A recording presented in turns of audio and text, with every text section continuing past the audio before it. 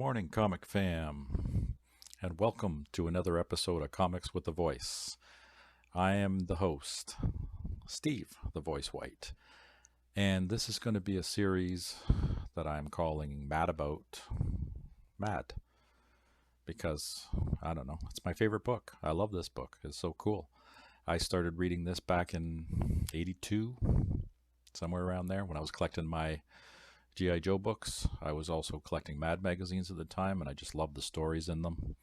They made me laugh, so what's not to love? These I never thought I would ever own, the comic books, the first 23. I thought they were unattainable, but you can attain them. Just takes time, patience, and yeah, the money. I won this at an auction. It's issue number 1. Came out in 1952, October, and it was a 1.8, but the best part I loved about it was it's got a signature on the bottom, signed by Harvey Kurtzman himself, the guy who created Mad. I took a picture of the front cover and a close-up of the signature so I could put it on the front before I sent this out. It's also got an ad for Weird Fantasy or Weird Science or something number 13. Weird Fantasy number 13 is in the centerfold, which is awesome. So I took a picture of all that and the interior pages before I had it sent off. So I got a guy in Oshawa there who runs a online store called Captive Audience Comics, and he also does cleaning and pressing. So he cleaned and pressed this and took it from a beautiful 1.8 to a nice 2.5 CBCS, and the signature has been verified by Beckett. Took about a year to get this thing back. There's a number of them on the censuses, both the CGC and the CBCS censuses. I think there's, 6 copies, something like that, on the census, but this one's mine. It's going to stay in my PC. And of course, you got to have a raw copy to go with it. So I'm going to talk about the first 10 issues because there's a lot. There's 500 some odd issues. It went till 2019 and then it ended. And then now DC owns it and they brought it back and they started number 1, but it's no original stories. It's all reprints in the new books. So this is issue number 1, 52, Harvey Kurtzman. Now, he pitched the idea to William Gaines, who was the owner of EC Comics at the time, about he wanted to do a magazine, but they started off with a comic book first before they went into a magazine format in issue number 24. Now, this one, and each one of the comic books has roughly 4 stories inside of them. So the first one was done by Harvey Kurtzman. Now, Harvey Kurtzman did every one of the scripts for all of the issues up to 30 before he left EC Comics. And he was very militant and very particular about how he wanted the stories done. So he did all the layouts for everything, no matter who was helping him with the artwork or writing the stories. And the first one was done by, gotta get my info. First one was done by Jack Davis. So Jack Davis did this artwork for the first. And they're just little short stories in here. So this is the first one, and the artwork is just incredible. All color for the first 23 issues, and then they went to black and white format for the magazine issues. So the first story is called Hoo Ha. It's a horror story about this couple that run out of gas, and they go to this old mansion. They find Melvin. Melvin seems to be used a lot. So there's 4 stories in each one, and sometimes there's text stories in the center of them. So it's very much like the format of the magazines when they came out. So the second one is called Blobs. Fantastic artwork, very futuristic. This one was done by Wally Wood. He did the artwork for the second one. Incredible artwork into the future, 1 million. So this is what they thought the world would look like in 1982. Actually, it was 52, 62, 82, and then 1 million AD. So this is like 1 million AD, what it was supposed to look like. And then in the center of this thing, this one is a reprint, so it doesn't. It's the Millennium Edition, so it doesn't have the ad in it, but it's got one of the text stories that would be found in some of these books. And then we went to the third story in here. What one is this one called? Ganifs. This one was done by Bill Elder. He did the artwork for this guy. Again, great, fantastic artwork, beautiful stories. And Harvey basically spoofed any other comic book that he could find out there. Last one was a Western. It's a varmint. This is John Severn's artwork. Again, just fantastic, beautiful artwork. And that was repeated through all of the different series of books. So you'd have maybe 4 stories in there. There'd be a couple of text stories in each issue until 24 came out, and then the magazine format had a slight change to the format. So that's the issue 1. Issue 2, the cover was done by Jack Davis. So that's the Jack Davis cover. This one also has a weird fantasy ad in the center of it. And yeah, it's got 4 stories in it. The first one was about Casey. So it's called Casey's Team Wins. I don't know what the name of the story is. It just says on the back because I'm reading the little blurbs. But it's a baseball story. The second one, the funny thing is they use this Melvin all the time. They tended to use that name a lot throughout the entire series of books. So there's always this guy named Melvin. So the second one is a spoof on Tarzan. But instead of Tarzan, they use the word Melvin. It's the name of the guy is Melvin. And they had a text story in the center of this one. A few other stories. And it was always the same artist on them. They had John Severn, Wally Wood, Jack Davis, and Bill Elder, along with Kurtzman.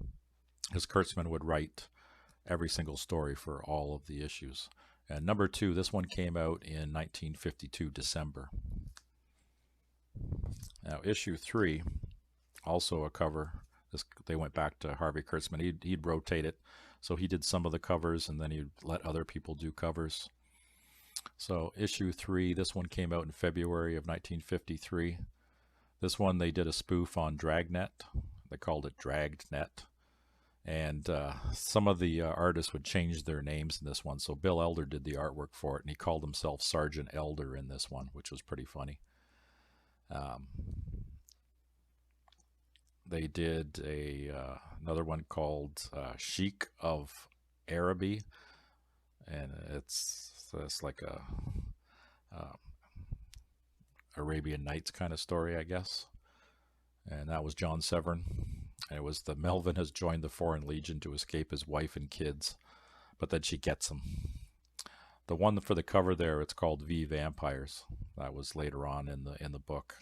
And the last story was called The Lone Stranger, which was a Lone Ranger spoof.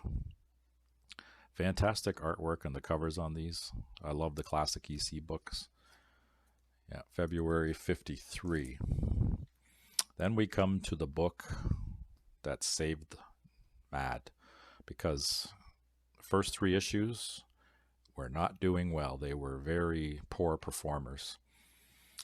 You know, they were spoofing other books and stuff, but they weren't hitting what the kids loved out there.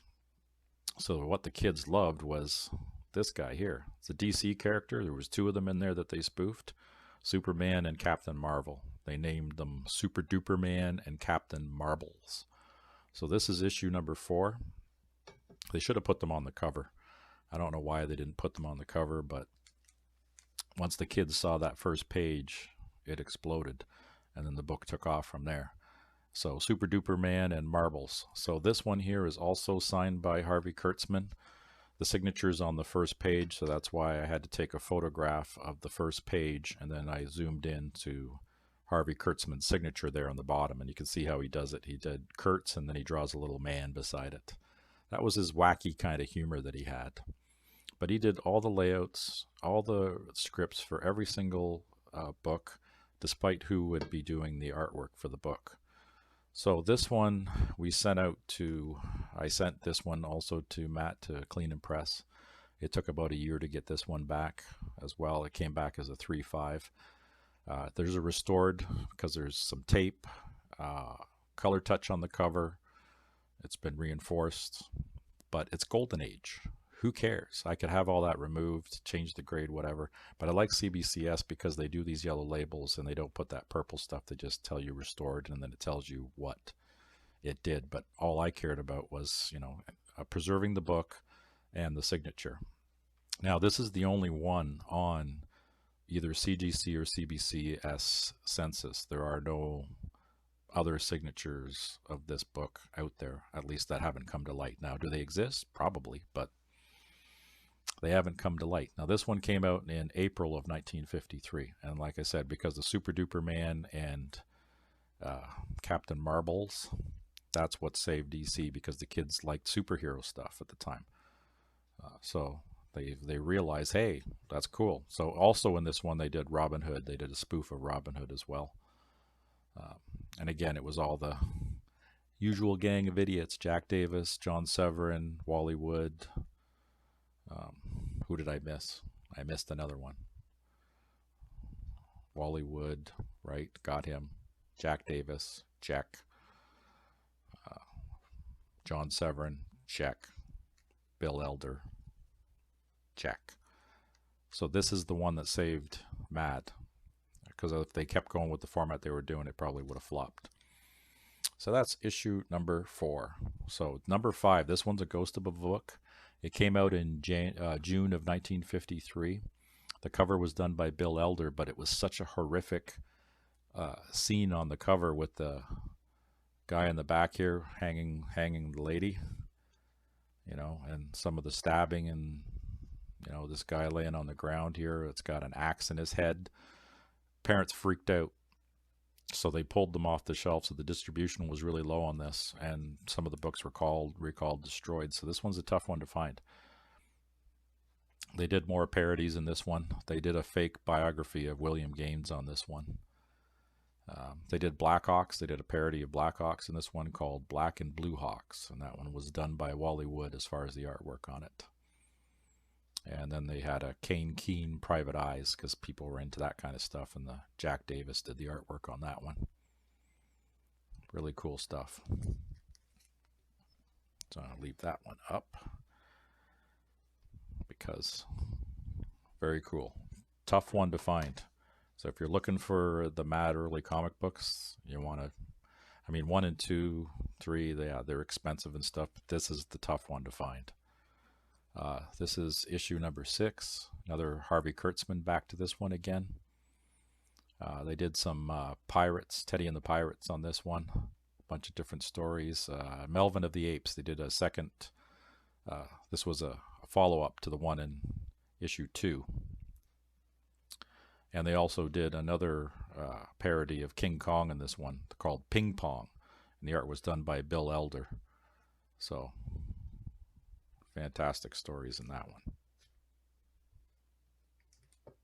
That one came out August 1953. Then there's issue 7. They did a Sherlock Holmes parody called Sherlock Sholmes, and Bill Elder did the artwork for this one.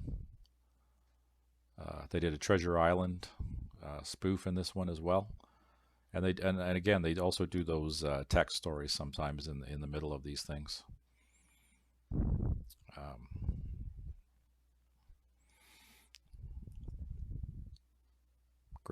Great covers. I'll put that one there. October 1953, that one came out. Then we're on to issue 8, which is, Yellow and Green Dress in Distress. This one had an ad in it for the EC Fan Addicts Club, which was something that got really popular, and then they had all kinds of cool swag that you could buy, jackets or t-shirts, hats, and there was all kinds of cool stuff for being an EC Addict Club. This one had a Lone Stranger one in it, another spoof. Some of Kurtzman's old stuff from Hey Look, that was a cartoon that he did way back. That was also put in here. There was like 6 pages of that stuff in there. They did a Frankenstein parody called Frank N. Stein, and that was done by Bill Elder. But the funny part about this one is at the end, they did another DC character, Batman and Robin, but it was called Batboy and Reuben. So they did a spoof on that, and it was Batboy and Reuben were the characters in this one. So they were carrying on attacking DC comic books of the time. And this one came out in December of 1953. And we got a little bit of a Western cover going on. Another Harvey Kurtzman cover. So this one did Little Orphan Annie, but they called it Little Orphan Melvin, done by Wally Wood. And they also did a Edgar Allan Poe spoof, The Raven, in this one too. It was a text story, and that was done by Bill Elder. Great stories. And then of course the Western one was called Ha Noon, and Jack Davis did the artwork for that one. A lot of these things had ads in the center for other EC books too. This one came out in March of 1954. And then this is going to be the last one we'll do for this series, is issue 10. This is the book where John Severin finally had enough of Harvey being so hard-handed about how do you follow the script and follow the layouts that he had done. So he had quit, took a bunch of guys with him, and they all went to Cracked magazine, which was a rival at the time. So another Harvey Kurtzman. They did a G.I. Joe spoof in this called G.I. Schmo. Script in this one, another war one. And there was another ad in this one for the EC fan club. And it was a text story and a couple other fun ones. So they picked on another DC character in this one, Wonder Woman, but they called her Woman Wonder. And she was wearing like one of these funny little hats with a airplane propeller on the top. And that was an excellent one. This one came out in April 1954. So that's the first 10 issues of the comic book series of Mad that I have. And I'll continue on with issue number 11 up to 21, and then I'll just do 10 at a time for the following episodes. So I hope you enjoyed this brief little chat about the comic books. I don't want to get too deep into it because there are other videos out there that talk about Harvey Kurtzman, Bill Elder, Wally Wood, Jack Davis, Bill Gaines, the entire history of Mad. And there's conflicting, convoluted stories because you have different perspectives from different people that are telling you different stories. And which one do you believe? You don't know because they're all dead now.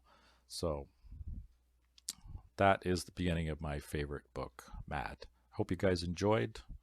Hit the like, subscribe, all that fun stuff, comment, and I'll see you guys on the next one. See ya.